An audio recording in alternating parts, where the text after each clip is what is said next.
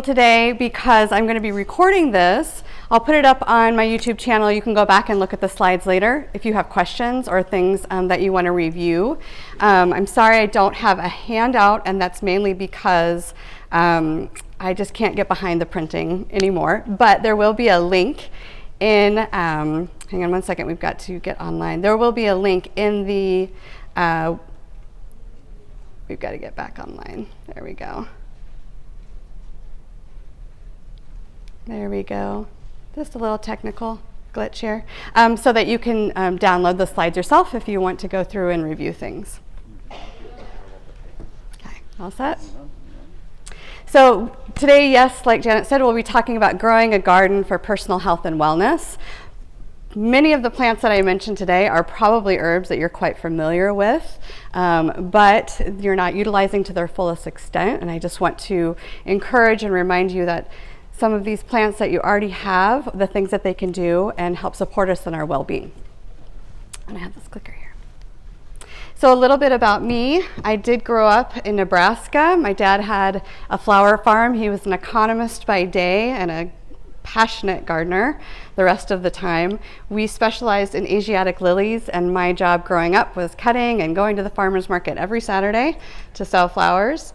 And we also grew and canned everything and ate off of it all year round. And I feel really fortunate because these are the types of traditions that are kind of going by the wayside. And I really, as a gardener community, as people who are passionate, hope that we can revive that. So I am a herbalist originally. My passion really grew in my early 20s. I ended up in Bellingham, Washington. Has anyone ever been up to Wonderland Tea and Spice? Up in Bellingham, Washington? Yay!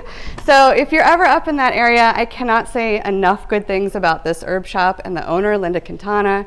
She changed my life. She has been studying and sharing her knowledge with plants for a very long time. And if you're ever up in that area, I really encourage you to stop through. And after about 2 years of working with her and mentoring under her, she came in the shop one day and said, "Okay, it's time for you to go." And I thought, oh, go get some lunch or run to the bank? She said, "Nope, it's time for you to leave." She said, "You're young, you're in your 20s, you need to go on and learn and grow, and you can't stay here any longer."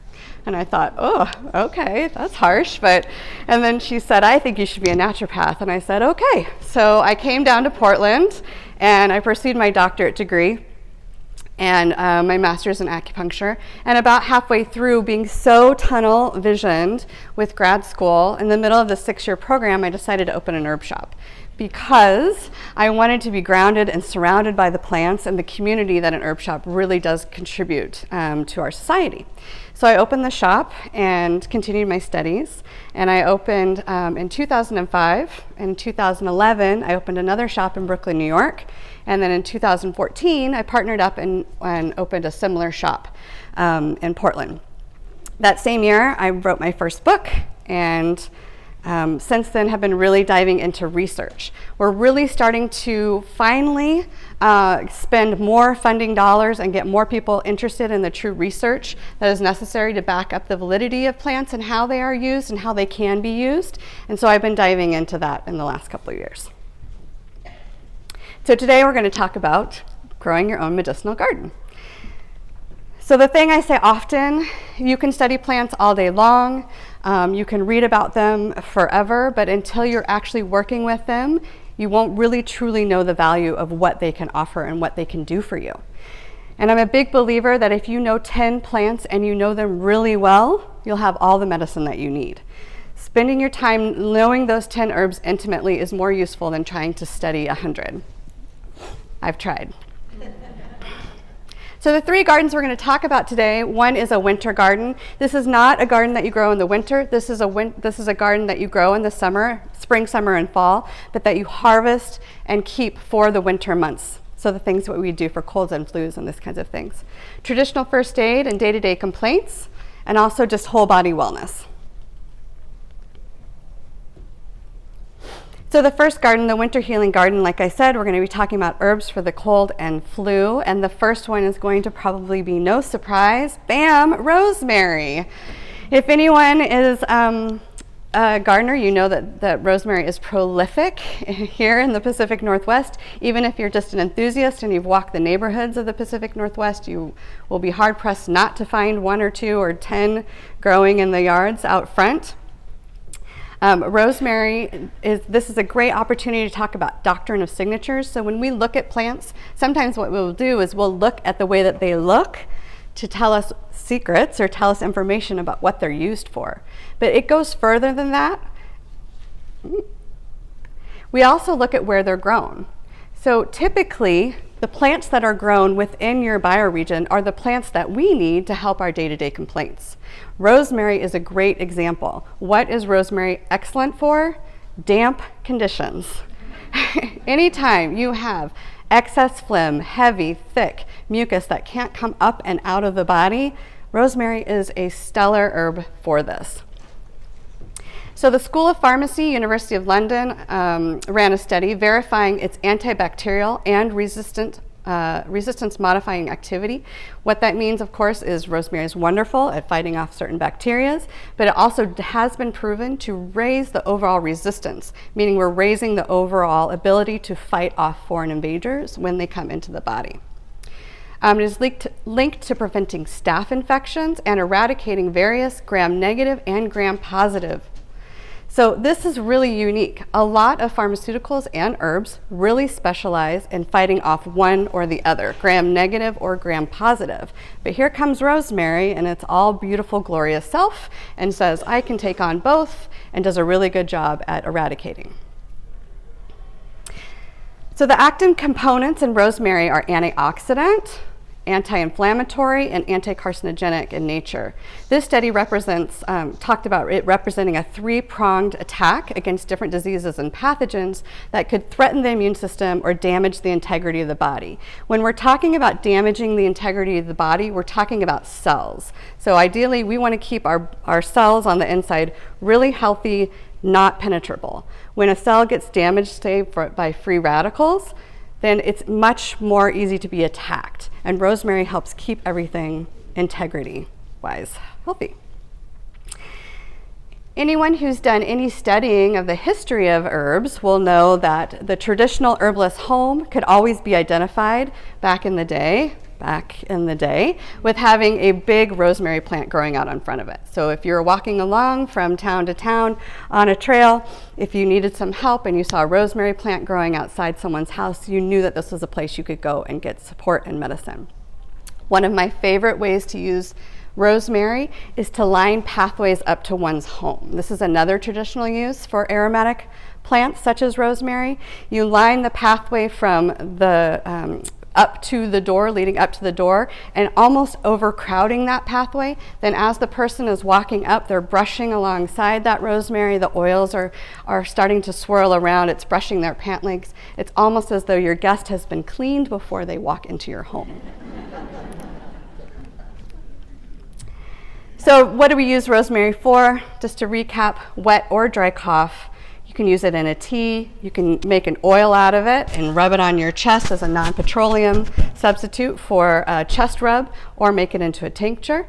For head congestion, you make that nice cup of tea. You also do a deep inhalation to get it up. Those aromatic oils actually bond to the water molecules in the steam to get up into your nasal cavities. And of course, we mentioned the immune support for tea and tincture. The next plant we're going to talk about is yarrow leaf and flower. Here is a picture of Dr. John Christopher. I'll just take a minute to mention him because he's got a little anecdotal story that I'll share about yarrow leaf.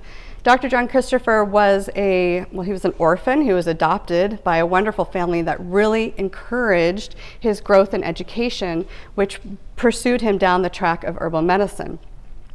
He's written books, but also spent an exorbitant amount of time clinically writing his findings in his clinic with his patients and the use of herbs. And one of the stories that I love about yarrow, because it perfectly displays the simplicity of an herb, is his 9-year-old daughter had a fever. Anyone who has ever dealt with someone with a fever, or for yourself, old or young, you're miserable. You want it to go away, you're irritable, you're fitful, sleep can be very challenging. And at this point, his daughter was refusing anything that he offered her. He went out to the field, he picked a beautiful bouquet of yarrow flower, he made a cup of tea, gave it to her within the hour. She was restfully sleeping and had a light perspiration going on her skin, helping to break that fever. So that is what yarrow is mainly used for in the cold and flu arena. We're using it to move those stubborn fevers to get things mobilizing so that the fever can break. Of course, if someone has a high fever and they're sweating profusely, we don't want to do a diaphoretic. That would perhaps lead to dehydration. But when someone has a fever and they're retaining it and there's no sweating and they're stuck, yarrow can be a really good choice. The American Botanical Council has a wonderful entry for yarrow with history on use and up-to-date clinical research. For those of you who are wanting to dive in deeper with research in herbal medicine, the American Botanical Council is the place you should seek. It is an excellent resource. Yarrow contains tannins and again leads to that diaphoretic effect.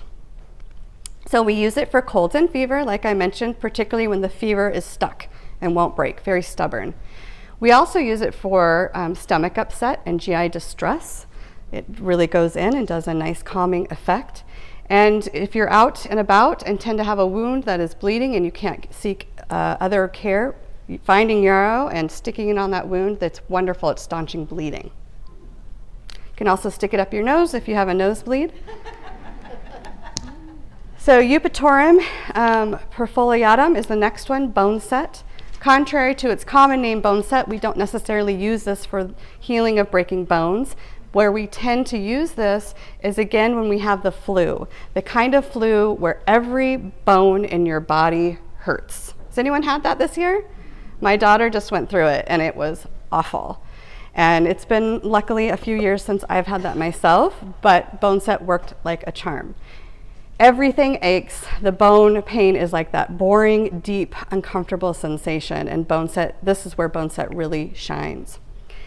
The other wonderful thing about bone set that's come out recently in a study is the antiviral activity of bone set.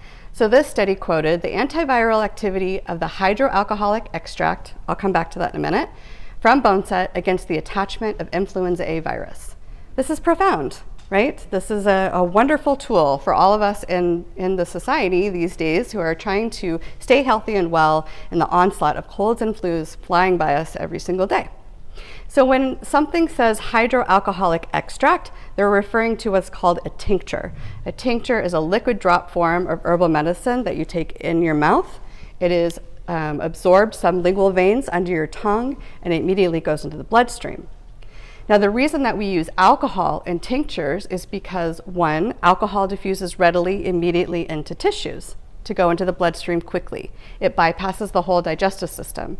So if you're not feeling well, you want something that works rather quickly.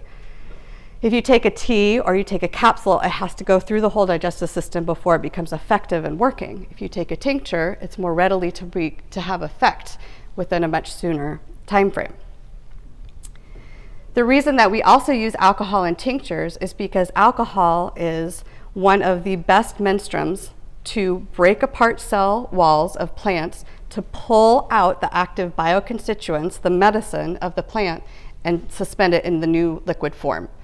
There are some herbs that are soluble in water, but not all of their constituents can do that. There's some in vinegar, but again, not all of them can be pulled with these liquids. Alcohol works on everything as long as you're working within the exact soluble range for the plant that you're working with. This is another important note, and you can read more about that in my book because that's getting way science, and I can see some of your eyes glazing over. Okay, I am a scientist by nature, so I love talking about science. This is just, again, talking about its immunostimulating properties. There was a study done on Plasmodium falciparum. For those of you who don't know, this is the protozoan parasite that is that causes the most deadly strain of malaria, and they found that bone set actually worked in being protective against that and also shortening the duration of symptoms that are caused in conjunction with contracting that. So we can make a broader assumption to say it works for colds and flus, influenzas. The anti-inflammatory reaction also is excellent for rheumatism and arthritis. So other herbs just to consider for the winter garden would be horehound. You can make a lovely syrup. You can make cough drops. Hyssop for sore throat, colds. Sage for sore throat. Sage is also a wonderful gargle on that sore throat. Thyme is really good at increasing circulation. When you increase circulation, you mobilize the white blood cells or the immune cells in the body. So increasing that circulation is helpful when you're dealing with a cold and flu. Poke root. Every fall I harvest a little bit of poke root and make an oil out of it. This is my go-to. If I start to feel a cold, I'll put it right under here where all those cervical glands are in my throat. 50% of the time it will nip it in the bud. Now, poke root is not something you take every day or use with great frequency. It's to be used as needed. But it does a wonderful job at cleaning out that lymph. And then echinacea, white blood cell count bump. So just to clarify, echinacea is not an immune builder. Echinacea is to be used for 1 or 2 days when you need to boost that natural resistance and increase that white blood cell count, because the person next to you in the cubicle has been sneezing and coughing all over the place and you're trying to ward yourself from that. That's when you take echinacea for 1 to 2 days. When you're getting ready to get on an airplane in a closed circulation system, that's when you would take echinacea. When you go to a large conference and are surrounded by thousands of people, that's when you would take echinacea.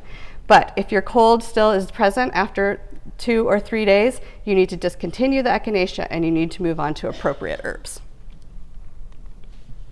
So next we'll talk about what kinds of plants and herbs that we can put in the garden for first aid and day-to-day things that happen to us. So these are, herbs that we're going to deal with for acute simple traumas and day-to-day complaints such as pain relief, sprain, strains, headaches, cuts, scrapes, burns, and insect bites. So the first one we're going to talk about is poplar. Has anyone harvested any poplar this year or been around? Isn't it lovely? This is my favorite time of year. We're at the tail end, but you still might be able to collect some. So this is the time of year in the Pacific Northwest. As you know, the end of January and February, we get these big windstorms, and they're wonderful for the poplar collection because they'll blow down, they'll down trees, and they'll also blow off limbs, and that's where you can collect your poplar buds from. We don't ideally want to pull them off of the tree, but if you need to, please be respectful, but you can walk through a grove of poplar trees and almost always find downed branches and trees to harvest off of. This is a wonderful picture. As you can see, the resin is just oozing out from this poplar bud. It is sticky, it does stain, but the fragrance of this is, for me, intoxicating. This is hands down what I recommend for arthritis, pain, and rheumatism. It is an incredible pain relief, particularly topically. I've given this to countless number of patients, and it's been a game changer for them.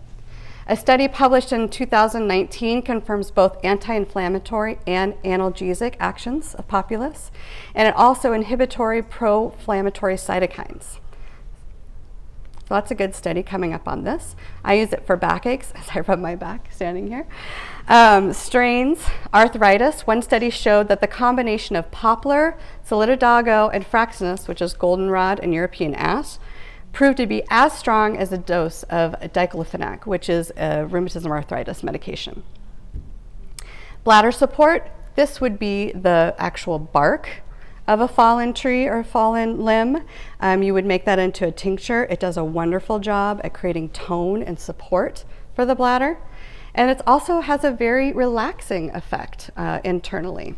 And a lot of people have had success calming an overactive GI system. Someone who processes food too quickly, perhaps has chronic diarrhea, stress, incontinence, these kinds of things that it's very overactive, very stimulated. Sprains and strains. This is the part where it gets exciting because I have some weeds coming up, and I always love to see in horror people's faces about the herbs that I'm recommending putting in your garden. So the first one is comfrey.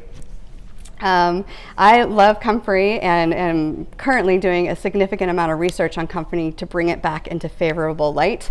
There's been a lot of misinformation out there about comfrey, and I'm on a crusade to change that. So firsthand, I've had a wonderful experience with spraying symptom relief. My daughter was skateboarding. She put her hand out when she fell, which of course immediately put her hand back, which immediately caused severe swelling and discoloration on her wrist. I ran to the garden. I grabbed my comfrey leaves. I bruised them a bit, wrapped them with comfrey leaf poultice and with whole leaves, and within an hour the swelling was completely gone. It was amazing. I mean, even after years and years and years of doing this work, when stuff like this happens, I'm still amazed. It's just like, oh my gosh, this stuff works. Wonderful for skin. So comfrey is packed full of trace minerals. Sorry y'all, this just keeps popping up. I don't know how to stop it. Oh, it's not showing up on your screen. Oh, that's good. Just keep getting an internet thing. So wonderful for the skin, great trace minerals, so great to turn into an oil, a cream, and apply it, or take it internally. Broken bones, again, we're not going to try to heal a broken bone with comfrey, but it's very supportive in the healing process. I have seen x-rays where someone has used and again, this is person dependent, I understand that, but where they've used comfrey and not used comfrey, and the alignment of the bone has been so much better placed, and the expediency of the healing rate has been more profound. You can use it above and below a cast. You can also take it internally. And I always just like to mention it's traditionally used for gout, and it actually does a wonderful treatment for gout. And the reason I mention it is because gout seems to be on the rise again in our society. Witch hazel, we're getting ready to get the heightened time of year for winter varieties of witch hazel, which is just such a stunner this time of year. Reduction from swelling and pain. The leaf, sorry, I'm having a hard time reading this. Bruises, pain, swelling, minor injuries of the skin, local inflammation. Oh, right, and also really good for neurodermatitis. Neurodermatitis is this cycle, we call it the scratch, itch, scratch cycle. It can happen just in different areas of the body. It tends to happen on the lower legs. There'll just be one spot that itches and you scratch it, and then it gets like a plaquing and it flakes, and then it kind of calms, and then it starts itching again and you scratch it, and this cycle just happens over and over and over. That's why we call it the scratch, itch, scratch cycle, and witch hazel has proven to help support and relieve that. Headaches, of course, the goal is to relieve tension, pain, and inflammation. Again, the difference between the tea and the tincture, if you're in pain, I tend to want it to go away quite quickly, so I'll reach for that tincture option. Oil and salve is also a good application to put it at those tension points. We often get tension, at the back of the occiput here, the neck, the temples, and so creating an oil with some of these herbs can really help to relax those tension points. So not a surprise, I'm still going to be talking about lavender. I know people have been talking about lavender for headaches for years, but folks, it works. There's endless research on the mechanisms of how lavender reduces headache tension. In 2003, it's also been shown to reduce mild depression. So the medication listed there used to be used prophylactically for migraines, and now is used predominantly for it's an antidepressant, but they're finding that lavender is of equal or greater value in effectiveness. And of course, it's also great for burns and antibacterial. The next herb, another favorite garden weed that a lot of us pull out, is the feverfew, migraine and chronic headache relief. This is often combined with the next slide, which I'll talk about, which is butterbur. The two combined work really well for prophylactic reduction of migraine headaches. I've also seen them work well in cluster headaches, or cluster migraines, if anyone suffers from that. So a study published in 2019 out of Italy showed dramatic reduction in pain and frequency with a fixed dose of feverfew. I would love to tell you that dosage, and I would love to tell you the administration, but it was published wrong in the publication, so I can't. But I will follow up with that. I'm going to post this video of this and the notes and slides on my YouTube channel. You can go back and get that information if it's something that interests you. Then we have butterbur, sweet coltsfoot here. Strong inhibitory effects on prostaglandin and molecular docking sites. So when we have these cells, and they tend to have, excess pro-inflammatory enzymes floating around, whether that's from stress or diet or lifestyle, whatever it might be, injury, those sites all get filled up with pro-inflammation enzymes. So the COX enzymes, the INOS enzymes. What butterbur does is it says, no thank you, and it closes all those sites so that they can't land, which decreases the overall inflammation arc. It's pretty handy. Calendula, I'd love to say this is a field on my farm, but it's not. Someday, this is my dream. Again, I can't say enough wonderful things about calendula. It's antibacterial, it's antimicrobial. It is one of the best wound healers out there. It will pull tissue together faster than anything I've seen. So these are true stories. One is that I had a cat who got into a fight, and he had an abscess. And I put a poultice on it to get it to open up and drained it and cleaned it. And then I went ahead and stuck some calendula salve on that. Well, it closed it up so fast that I had to go through the whole process again. The second story is my colleague was working a little too fast in the kitchen, and she cut off the side of her finger right here. So you know that like half side, half pad part of your finger, nobody's gonna sew that on. So, what do? Well, she basically kept her finger covered with calendula salve for 6 weeks, and it completely regrew from the inside out. So we have this notion when we get an injury that we want it to scab, dry out, scab. Well, I have to tell you, the moment that you let it dry out, it dies. It's done. It's going to scar, it's going to not heal properly. If you keep it moist with healing agents, it will repair itself from the inside out. So give it a chance. And the last one we'll talk about, or not quite, I guess, pine sap. This is another wonderful antimicrobial properties. As you know, trees, when they get injured, a woodpecker pecks a hole or an insect burrows in, that's an injury. So what does it do? It seeps out pine to close up that wound, because if it's open, that leaves it vulnerable to infection or fungus or mold or something else from killing it or hurting it. This is the same kind of thinking that we can think too by using pine sap. Now, who knows what this is? Yay! Roundup's made millions trying to kill this little guy, and I have a whole garden of it. And I nourish it every year. So this is broadleaf plantain and lanceleaf plantain. Both have medicinal values. They are wonderful plants, and I really encourage you to shift your mind frame to start liking on these plants. Wonderful for cuts, scrapes, and wounds, insect bites, and insect stings, and skin rashes. Currently been having a great number of success made in oil with plantain on eczema. Really tough eczema. I'm having some good success with that. Of course, it's really known for its instant relief with insect stings. So the yellow jacket comes out, surprises us. Grab some plantain, especially if it's a child or really anyone, stick it in your mouth, chew it up. They'll be totally distracted by what it is you're doing. You spit it on that insect bite, they'll be even more distracted.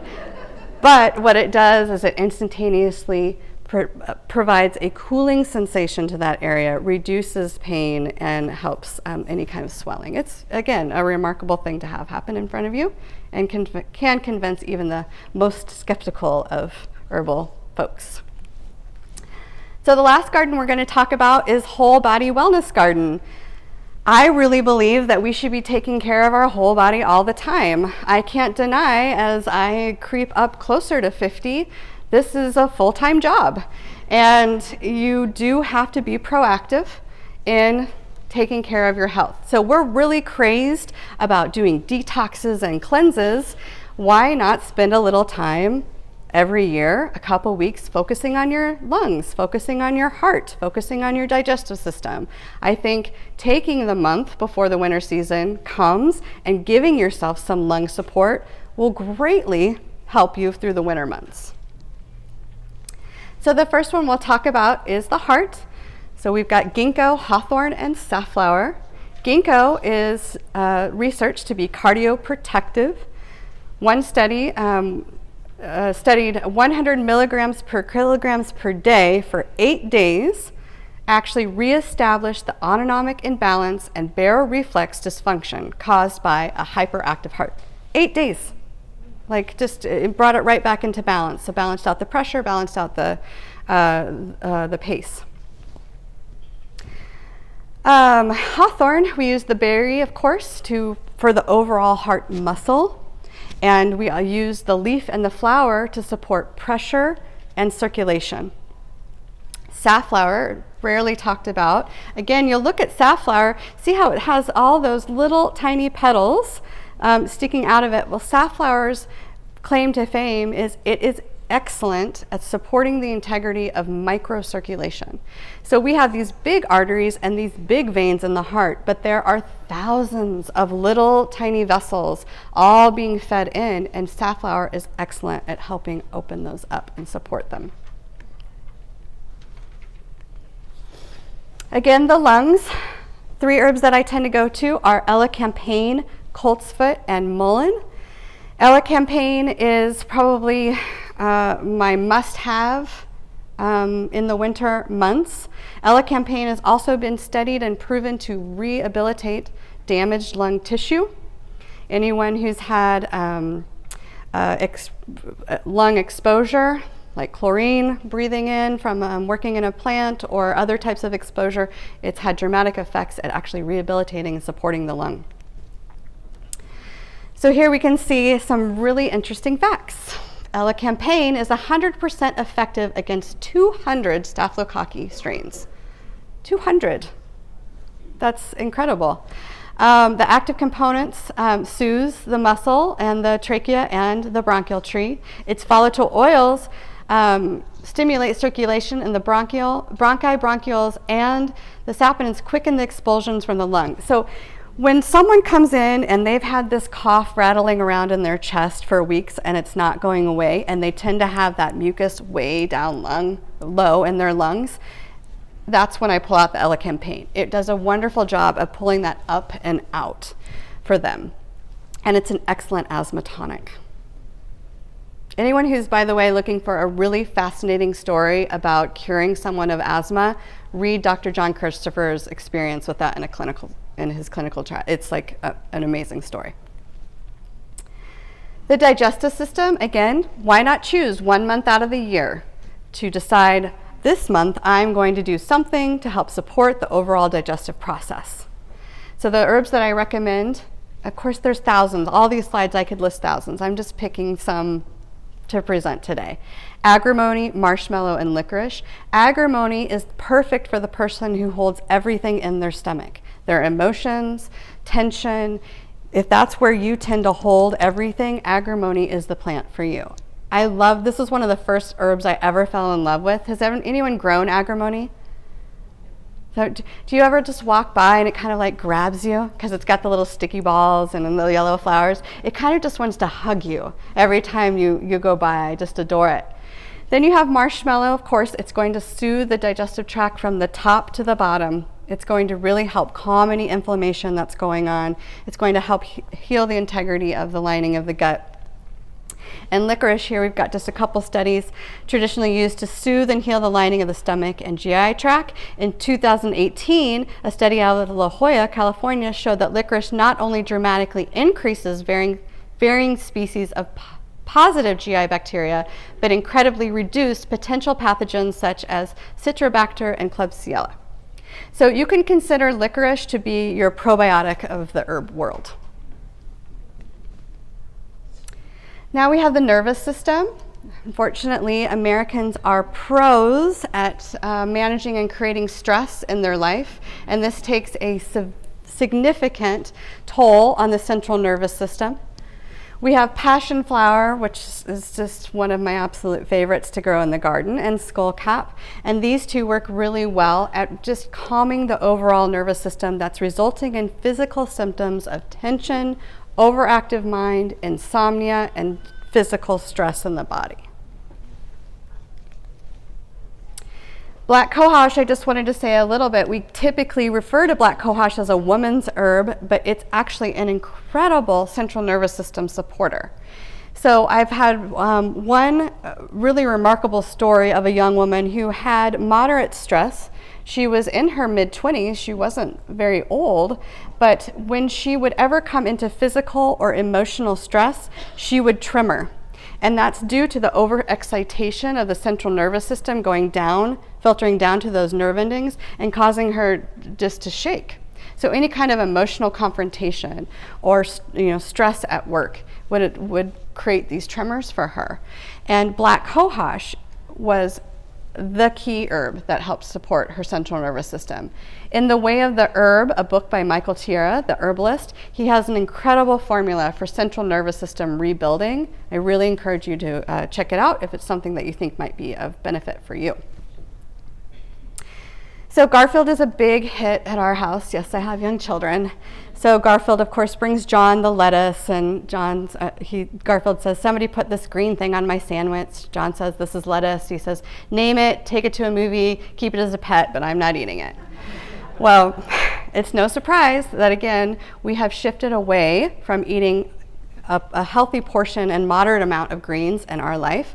But research also shows that you absorb more calcium from eating your greens than taking supplements. So we really, as we move into later in life, we need to be supplementing our diets with moderate amounts of greens to make sure that that calcium level stays high. You may or may not know you stop reabsorbing calcium as early as your 20s and 30s. So we need to make sure that we're getting adequate supply, and the dietary components can really make a difference. So my favorites, comfrey again, nettles, and chickweed. So how do you eat nettles? You simply boil them or saute them. They end up tasting like buttered spinach. They are an amazing, amazing flavor. You can also substitute nettle for basil to make pesto. And then chickweed, we just cut it off and wrap it into our sandwiches or wraps like sprouts. So what do you do with all this medicine? Of course, you grow it, you harvest the flower, the leaf, the root. All of my books will help you ascertain exactly which parts of what and when to do what and how to dry everything. You can use it dry, you can use it fresh. But I encourage you to grow these, or if you already have them, start collecting them, dry them, and keep them in your cupboard. Because there's nothing worse than having something happen and then you have to run to the drugstore, or you think, oh, it'll be fine, and 3 days later it's not fine, and then you have to run to the drugstore. So if you just have all these things ready to go in a small little cabinet in your kitchen or in your bathroom, the thing happens, whatever it might be, and you can help your body out. We tend to make medicine, of course, teas, oils and salves, tinctures or capsules. And that is concluding the end of my chat. Does anyone have any questions? Yes, shot your hand up.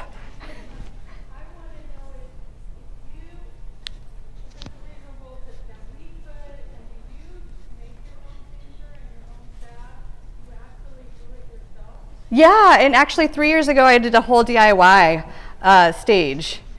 But yeah, everyone in this room can make an oil, a tincture, a salve, a capsule. Like, it's so, you would probably be shocked at how simple it is. Yes, you can Google it till the cows come home. There's so many recipes. My books give you an outline, step by step. You can totally do it. Yes? Way back there, yes? Yeah. Never. Mm-mm. No, because I never want my body to get used to it, so I'm always mixing it up. I might take something for 8 to 10 weeks on a daily basis, but then I mix it up. I really try to have intention about what I'm putting in my body. The other thing is too, when people start out with herbs, they're like, oh, I'm going to make a tincture and it's going to cure my headaches and it's going to take away my gas and it's going to cure my shoulder and my gout, you know, and they put everything into one bottle. And then you take it and your body's like, what do you want me to do with this? Do you want me to go this way? You want me to go that way? I don't know what you want me to do. So I really tend to work in layers. There's rarely a time that goes by where there's not a most prominent layer on the outside of pain or discomfort or imbalance, and I focus on that. And then I'll move on and then I'll focus on something else. Yeah? Which part of the flower or leaf of calendula for cuts? Which part? The flower. Flower? Yes. And next door. What variety of yarrow is the one to grow? Because if you go to a nursery, there's lots of different. I'm going to make it simple. White. White. So actually, Milleforium. Mm-hmm. white. Yep. Yes. Anything to improve kidney function? Well, okay, that's a loaded question. I mean, there's a lot involved in that. Come find me afterwards, because that's a lot going on. And behind her, yes. Are there any salves that you can use on skin for your pets? Could you use the same on? You can use everything on your pets. The problem is they want to lick it right off. But the nice thing is that it's safe. It's not going to hurt them. But don't put essential oils in things you put on your pets. And don't put garlic on anything that you give your cat. Garlic is toxic to cats. It'll kill them. But you can use the same thing pretty much. And flower essences are a good way to go with pets too. And behind, and I need to face this way.